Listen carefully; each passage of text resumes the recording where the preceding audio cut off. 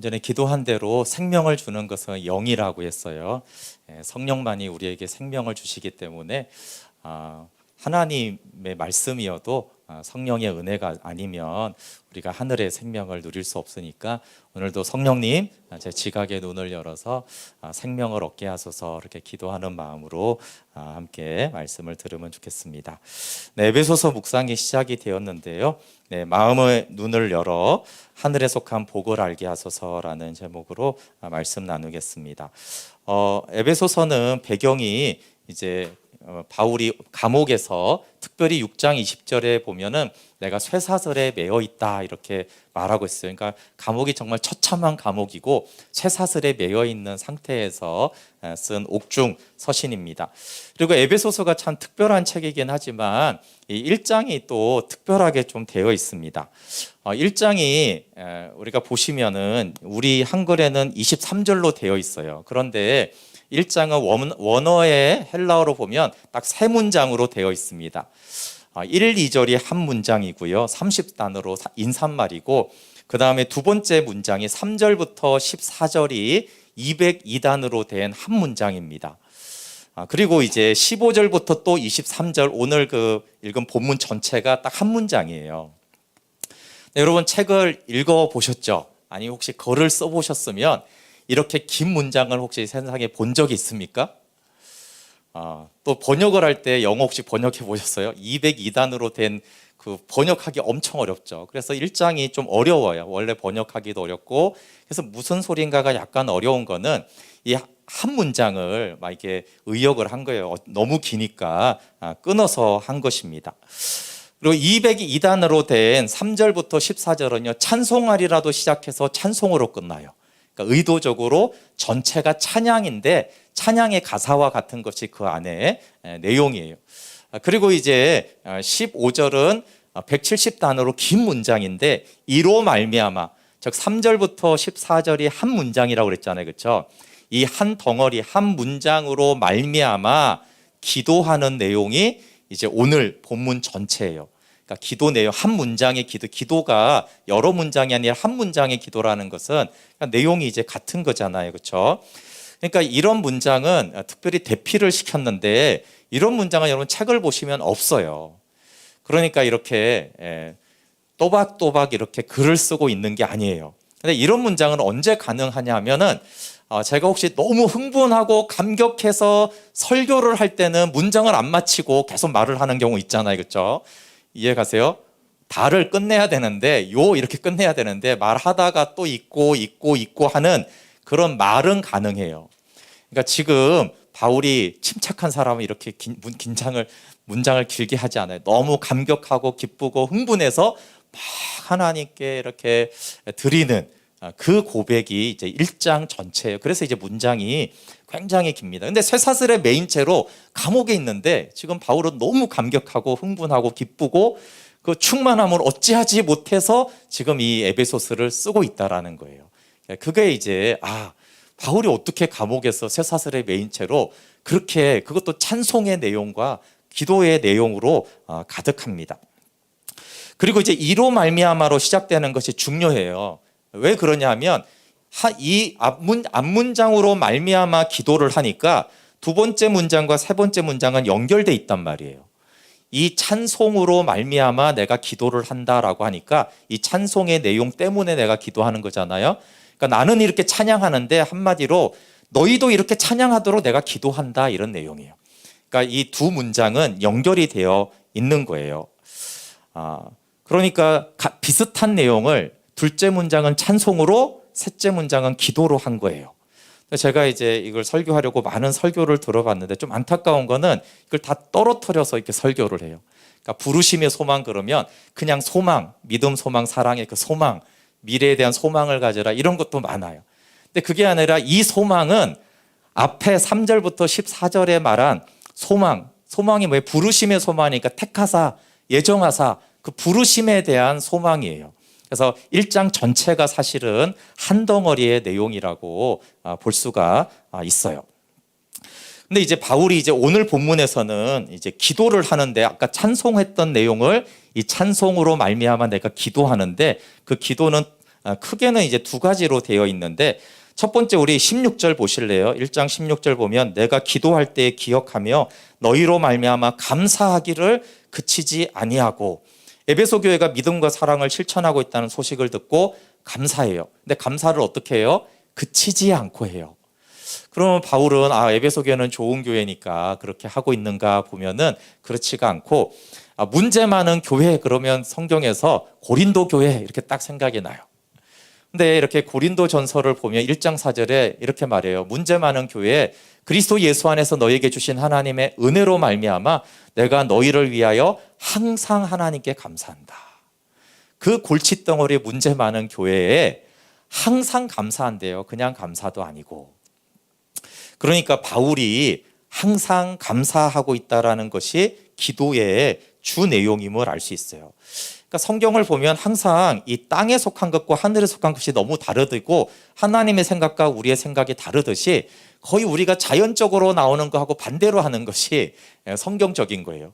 우리는 기도를 하는데 기도라는 거는 이게 누구나 하는 거잖아요. 다른 종교에도 다 기도가 있으니까. 근데 우리가 이게 자연스럽게 나오는 기도는 어떤 기도냐 하면 문제를 가지고 기도하는 거예요. 예를 들면 우리 자식을 딱 생각하고 기도하려면 자식의 문제가 보이잖아요.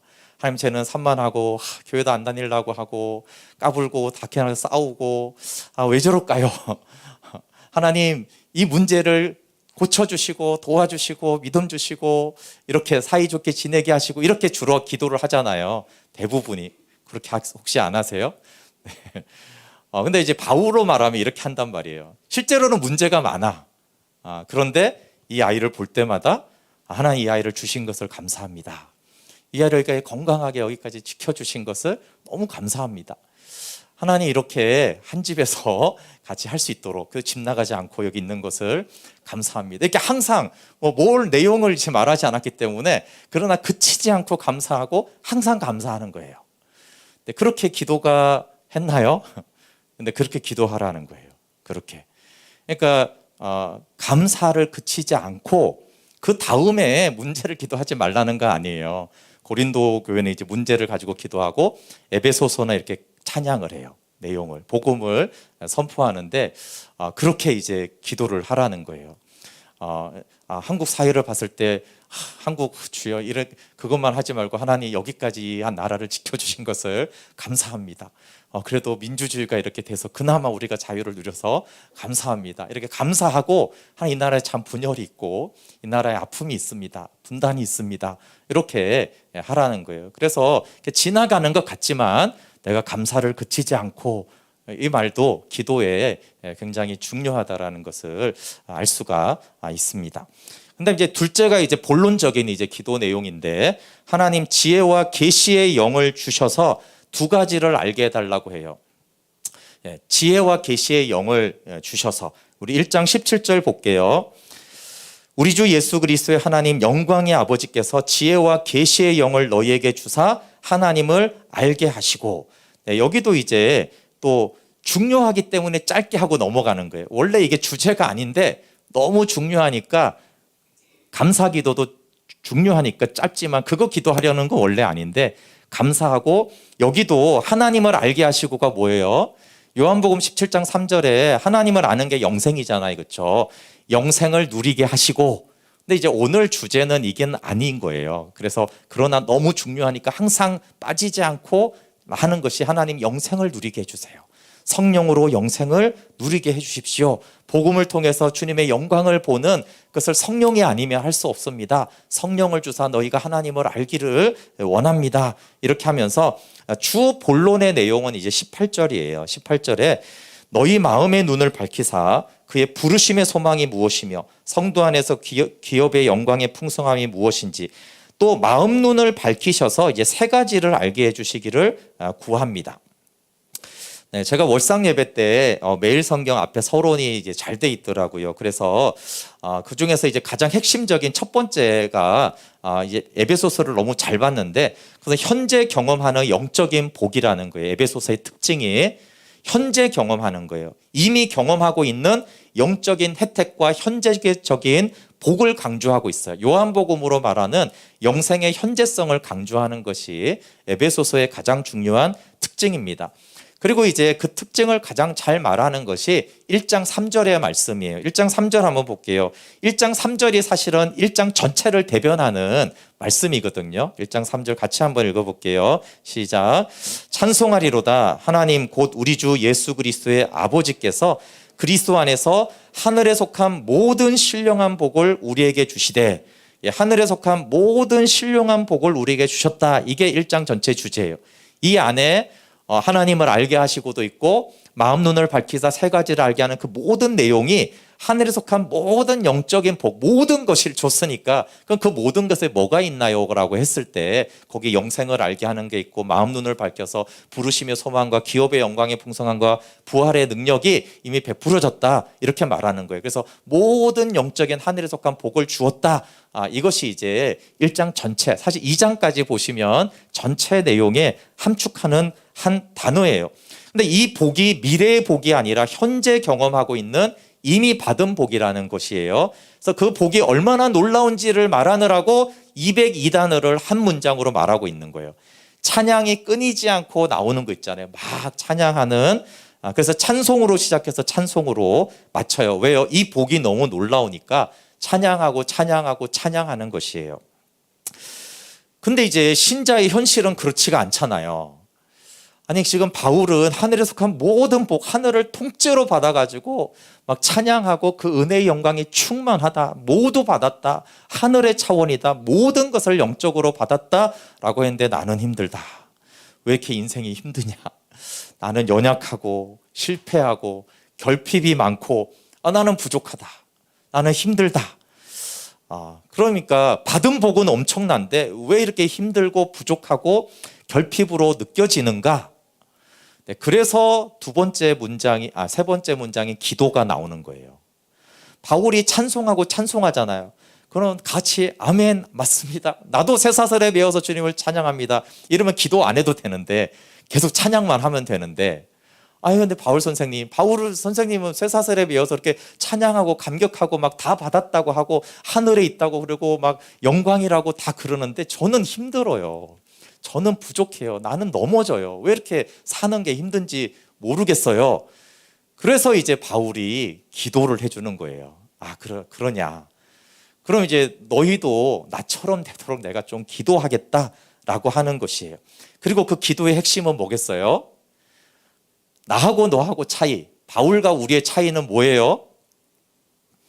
이미 영적인 하늘에 속한 모든 복을 받은 것은 똑같은데 딱 하나의 차이가 있는데 그것은 마음의 눈이 열어지지 않았다라는 거예요. 그것이 딱 한 가지 차이예요. 바울은 지금 성령으로 마음의 눈이 밝아져서 지금 하늘에 속한 모든 영적인 복이 나한테 있다라는 걸 지금 보고 알고 있는 거고, 근데 그 복을 받았는데 안 보이고 모르잖아요. 잠시 눈을 감아 보세요. 제가 보입니까? 안 보이죠. 눈을 감으면, 그러니까 제가 여기 있는데 눈을 감으면 안 보이잖아요. 눈이 감기면 이미 받은 복을 못 본단 말이에요. 그러니까 해주는 게 기도예요, 기도. 그래서 너희도 좀 마음 눈이 밝혀져서 좀 이것을 내가 보는 것을 보기를 내가 기도한다. 너희를 위해서 내가 이걸 기도한다. 그러니까 우리가 기도해주는 가장 중요한 기도 제목 중에 하나예요. 근데 이게 바울의 기도겠어요? 아니죠. 우리 주님이 우리를 위해 기도하는 거예요. 내가 다 줬는데 왜 못 보냐? 다 줬는데 좀 네 눈이 열어져서 보기를 원한다. 이것이 바울의 기도면서 주님이 우리를 향한 기도예요. 그러니까 우리에게 정말 필요한 것이 뭔지를 한번 생각해 보세요. 성경적으로는 우리는 하나님 복을 주세요 이렇게 기도를 많이 해요. 근데 바울과 주님은 이미 받은 복을 눈 좀 열어서 좀 봐라. 눈 좀 열려라. 이게 이제 바울의 기도고, 우리는 주십시오. 아니다. 이미 받은 복을 알아라. 여러분, 이미 받은 것을 달라고 그러면 줍니까? 이미 줬잖아. 이렇게 대답이 되잖아요. 이미 줬는데 주세요. 그러면 이미 줬잖아. 주세요. 이미 줬잖아. 이렇게 계속 되는 거예요. 그러니까 준 걸 봐라. 네 옆에 있잖아. 네 손에 있잖아.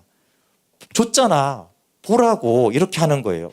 그러니까 받은 것을 알고 사용하여 누리는 것이 우리에게 정말 필요한 거예요. 우리는 복을 받는 게 필요한 게 아니고 받은 복을 봐서 알고 사용하고 누리는 것이 필요한 거예요. 그러면 바울처럼 기뻐하고 감격하고 은혜가 충만하게 되는 것이죠. 그러니까 1장의 찬송은 주님 내가 이미 받은 복, 이 하늘의 복을 아니까 하나님 나는 이렇게 기쁩니다. 찬송합니다. 그런데 하나님 내가 이렇게 보니까 성도들이 나하고 똑같이 하늘에 속한 모든 복을 받았는데 왜 저걸 모르고 있을까요? 내가 너희를 위해 기도할 때마다 감사하고 너희가 믿음 사랑 잘 지키고 있는데 나름 그 내가 보기엔 너무 안타까운 한 가지가 좀 마음 눈이 열어져서 이걸 보면 좋겠다. 그래서 내가 너희를 위해서 이렇게 기도하고 있다.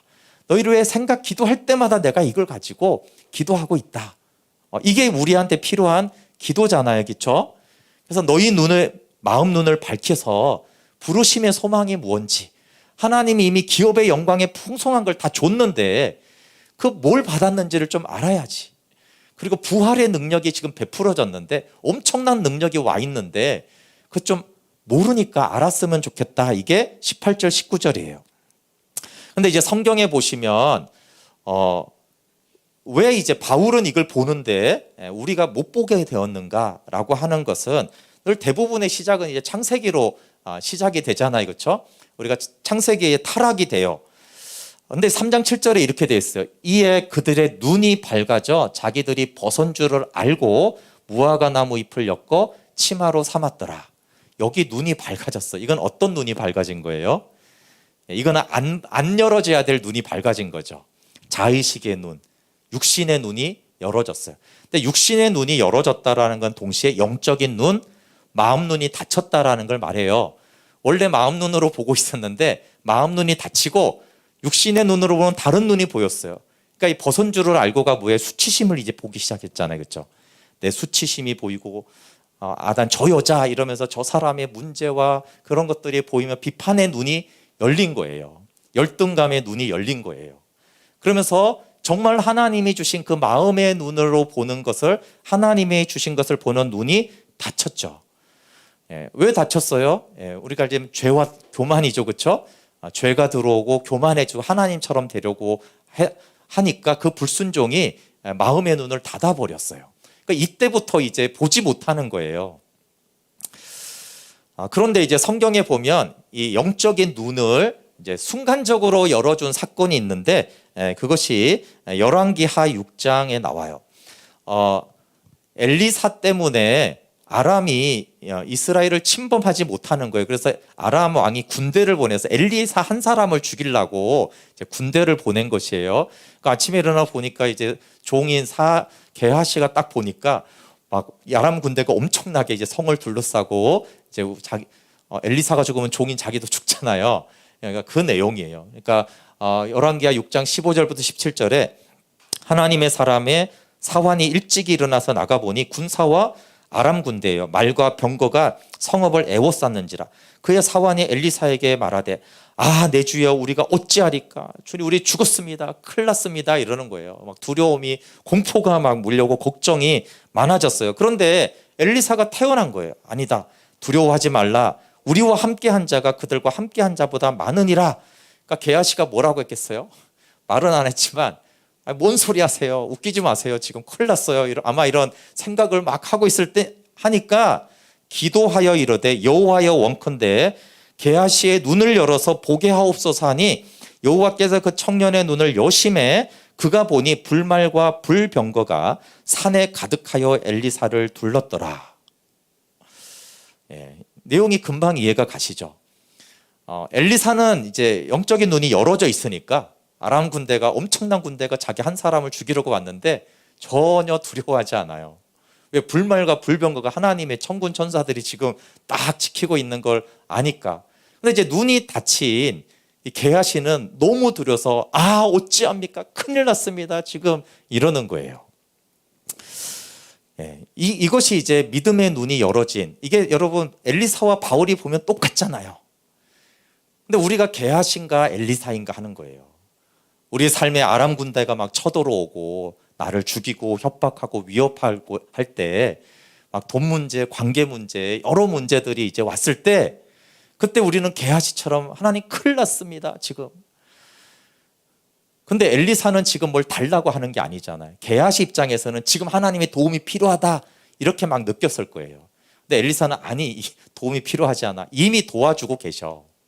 이미 왔어. 그러니까 바울이 지금 감옥에 갇혀 있는데 이미 괜찮아. 이렇게 말하는 거예요.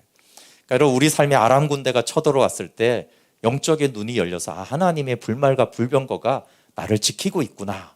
이 엘리사처럼 보면은 그 큰 문제가 아닌 거예요. 그러니까 엘리사나 바울은 그렇게 지금 보고 있는 거고, 게하시처럼 아담처럼 눈이 닫혀버리니까 어떻게 돼요?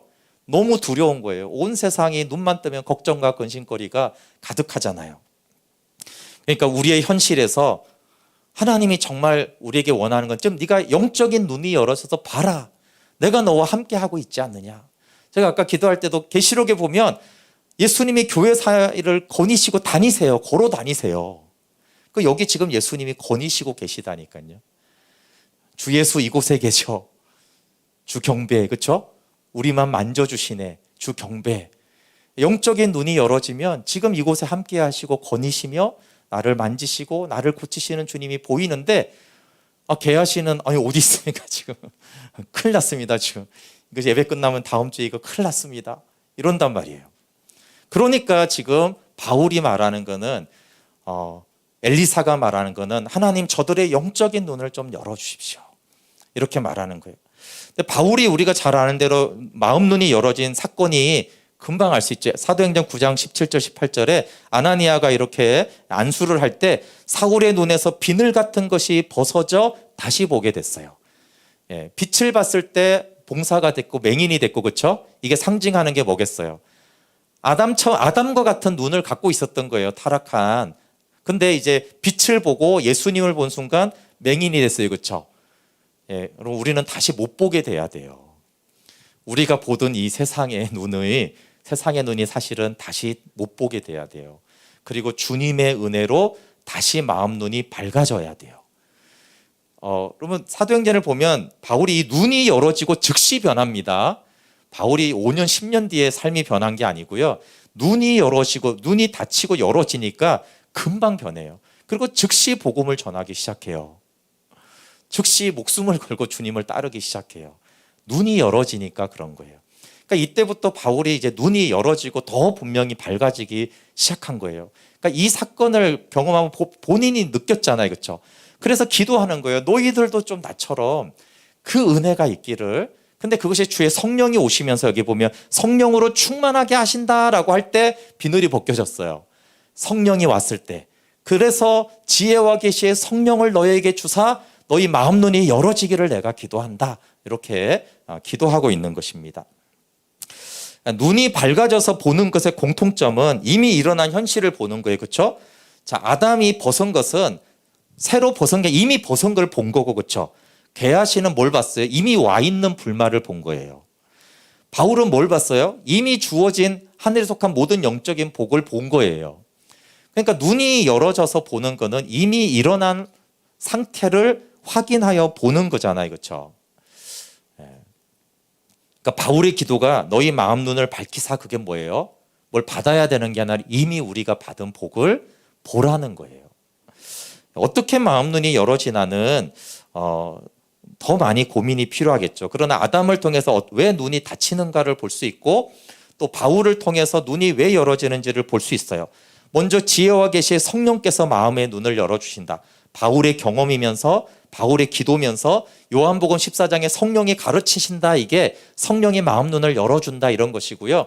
사도행전 1장에도 성령이 마가의 다락방에 오니까 그때부터 막 복음을 전하잖아요. 그렇죠? 그러니까 그 성령이 왔을 때 뭐가 달라졌겠어요? 영적인 눈이 열어진 거예요. 그러니까 그때부터 이제 사도들의 삶이 시작이 되잖아요. 그렇죠? 그러니까 성령이 왔을 때, 성령이 내게 충만하게 임했을 때 이 마음의 눈이 열어진다라는 것을 알 수 있어요. 그래서 성령님 제게 오셔서 제 마음 눈을 열어주십시오.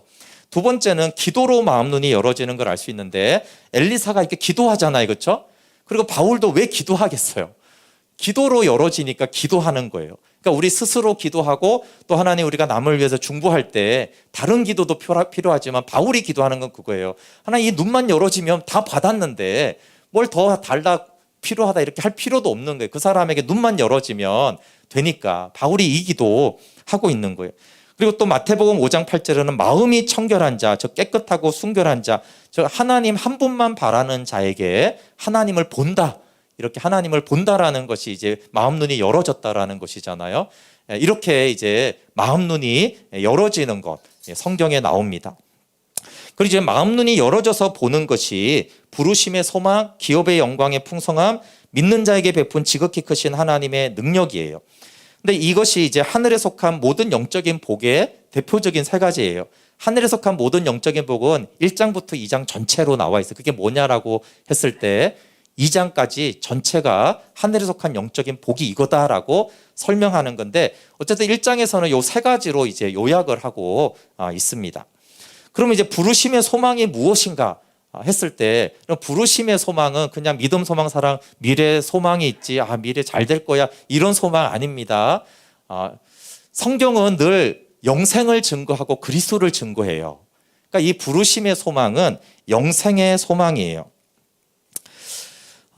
에베소서 1장 4절 5절에 성경을 보실래요? 여기는 제가 요약을 해놨고, 여기 보시면 창세전에 그리스도 안에서 우리를 택하신 게 부른 거죠.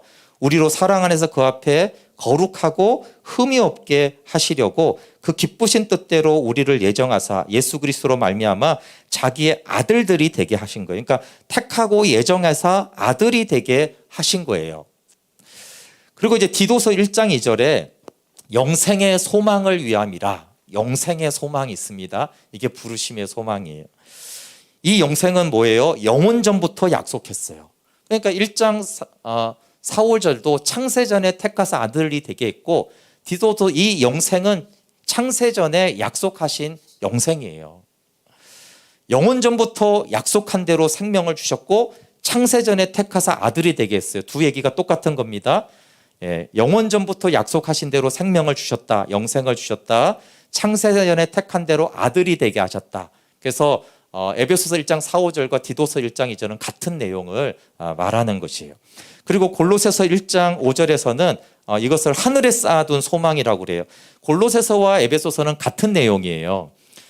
에베소서는 몸된 교회를 중심으로 말하고, 골로새서는 머리 대신 그리스도, 그래서 짝입니다. 짝, 동전의 양면과 같은 것이 에베소서와 골로새서예요. 그래서 내용이 같습니다. 근데 골로새서에서도 이제 소망에 대해서 이렇게 말하죠. 너희를 위하여 하늘에 쌓아둔 소망, 하늘에 쌓아둔 소망이 하늘에 속한 영적인 복으로 인한 그 소망이에요. 영생의 소망이에요. 근데 그 소망은 뭐예요? 하늘에 쌓아둔 소망은 언제 생겼어요? 복음 말씀을 받아들일 때, 복음을 믿었을 때 우리가 영생을 얻잖아요. 그때 하늘에 쌓아둔 소망, 이 영생의 소망이 하늘에 속한 거니까 하늘에 쌓아둔 소망이 있다라는 거예요. 제가 많은 설교를 들어봤는데 이걸 영생의 소망으로 아무도 해석하지 않더라고요. 근데 성경이 영생을 증거할 뿐만 아니라 에베소서가 영생을 증거하고요, 골로새서가 다 영생을 증거해요. 그래서 이것은 영생의 소망입니다. 그래서 부르심의 소망의 핵심이 뭐냐라고 했을 때 1장 5절에 하나님의 아들이 된 것이에요. 하나님의 아들이 된 것보다 더 큰 복이 없다고 제가 월상 예배 때 말했어요. 여러분, 하나님의 아들이 더 성공하려면 딱 하나 뭐 있는 줄 아세요? 사탄 되는 것입니다. 이미 하나님이 하나님의 아들이 되게 하고 하늘에 앉히웠는데, 하늘에 앉은 것보다 더 높은 것은 사탄 되는 것밖에 없어요. 그래서 사법고시 통과하고 벤처 사업 성공하고 영의정이 되는 것보다 그냥 왕의 아들이 최고인 거예요. 하나님이, 전능하신 하나님이 넌 내 아들이다, 너는 하늘나라의 만왕의 왕의 왕자다라고 이미 했는데 거기보다 더 성공하는 게 어디 있어요? 왕자가 무슨 돈 버는 게 성공이에요? 사법고시 통과하는 게 성공이에요? 뭐가 성공이에요? 왕의 아들은 더 성공할 게 없어요. 이미 가장 좋은 것을 준 것이죠. 그 아들됨은 하늘 차원의 모든 영적이고 하늘을 통째로 준 것이에요. 이 복이 충분한데 다만 못 보니까, 왕의 아들이 보니까 막 쟤네들은 시험도 잘 보고 패스도 하고 막 돈도 벌고 사업도 해요. 그러니까 그걸 막 부러워하니까 바울이 눈 좀 열어라, 눈 좀 열어서 좀 봐라, 너한테 주어진 것이 무엇인지 보라는 거예요. 두 번째, 하나님의 기업의 영광의 풍성함. 여러분 하나님의 아들이 되었는데 어떤 아들이 되었냐 하면 상속받는 아들이 된 거예요. 여러분 아들이 10명이 있으면 10명이 다 상속을 받는 게 아니에요. 그래서 상속자라고 했을 때는 또 아들 중에 특별한 아들이잖아요. 그렇죠? 상속자. 그러니까 옛날에 말하면 이제 장남이죠. 옛날에 그 장남. 다른 거예요. 근데 5절에는 아들이 되었는데 어떤 아들이냐라고 했을 때 11절에 상속자예요. 여기 세 번역이 이제 개역은 기업으로 했는데 기업과 상속자가 이제 같은 뜻인데 하나님은 그리스도 안에서 우리를 상속자로 삼으셨습니다. 이것은 모든 것을 자기의 원하시는 뜻대로 행하시는 부의 계획에 따라 미리 정해진 것입니다. 그러니까 상속자예요. 그러니까 11절에서 상속자를 말했는데 18절에는 어떤 상속을 받았는지를 설명하는 거예요. 자, 11절에 상속자라고 했는데 18절 볼게요. 어떤 상속을 받았는지. 하나님의 영광스러운 상속을 받았어요. 어떤 상속이라고요? 영광스러운 상속. 어마어마한 상속. 영광스러운 상속을 받았는데 영광스러운 상속이 어떤 상속이냐? 이게 얼마나 풍성한지, 얼마나 풍성한 영광스러운 상속인지 너희로 알게 되기를 내가 기도하고 있다. 눈이 밝아져야지만 알 수 있는 영광스러운 어마어마한 상속을 상속자로 이미 받은 거예요. 그러니까 미래의 상속이 아니라 이미 받은 상속입니다. 좀 비슷한 예가 그리스의 선박과 혹시 오나시스라는 사람 얘기를 들었는지 모르겠어요. 이 사람이 아주 대단한 세계적인 거부였습니다. 이 사람의 그 영화를 만든 것도 있어요. 그러니까 굉장히 이제 유명한 사람인데 이 사람이 이제 죽을 때 외동딸에게 그 당시 달러로는 뭐 수십억 달러라고 하는데 아마 지금으로 하면 한 100조 정도는 될 거예요. 세계적인 거부였는데 제가 찾아보니까 지금 117조 이상이 전 세계 한 10명 정도 되더라고요.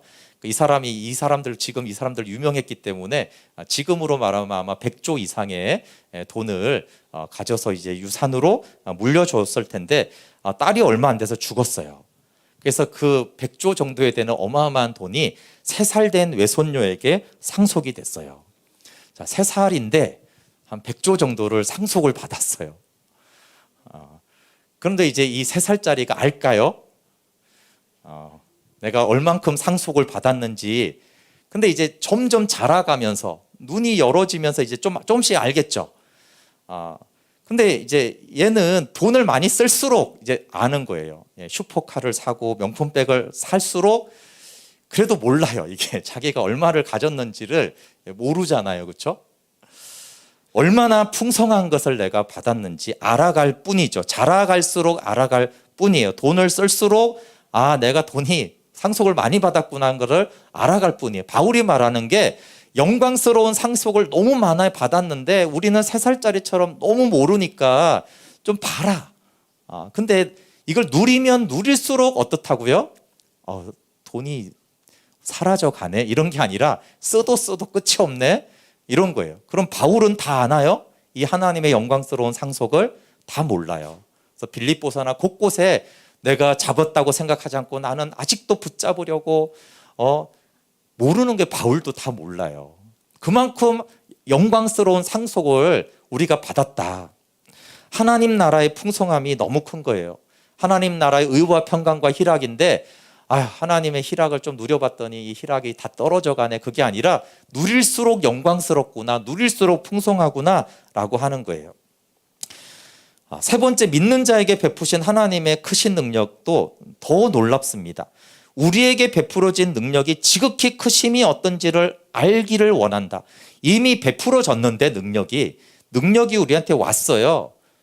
베풀어졌고 이루어졌는데 그걸 알라는 거예요. 근데 이것을 문제 해결이나 상황 호전의 능력이면 너무 시시한 능력이죠. 하나님 취업시켜 주세요. 삼성 회장, 현대 회장도 취업시켜 줄 수 있잖아요. 근데 그 정도 능력이면 그게 무슨 하나님의 능력이냐라는 것이고, 이 능력을 처음 소개할 때 부활의 능력, 그리스도를 죽은 자 가운데 살렸고 그리스도를 하나님 보좌 우편에 앉혔다, 이렇게 1장에 돼 있어요. 근데 이게 하나님의 능력이라고 생각하는데 그렇지 않습니다. 자, 우리에게 베풀어진 능력이에요. 그러니까 그리스도를 살리고 하늘 보좌에 앉힌 거는 그리스도에게 나타난 하나님의 능력이죠. 근데 우리가 1장과 2장에 우리가 장을 구분해, 원래 장이 없어요, 성경은. 장이 있다 보니까 1장에서 끝나는 자인데 그게 아니라 2장까지 이게 연결된 내용이에요.